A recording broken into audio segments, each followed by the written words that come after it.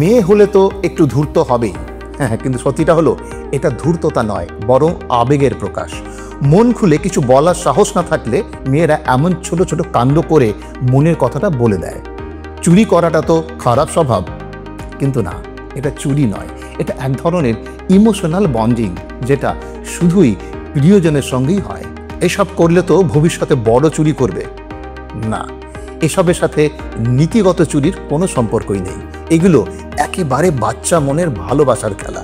তাই সব কিছুকে নেতিবাচকভাবে না দেখে এগুলোকে হাসিমুখে গ্রহণ করাই ভালো, কারণ এই মিষ্টি দুষ্টুমিগুলোই তো লুকিয়ে আছে জীবনের আনন্দ।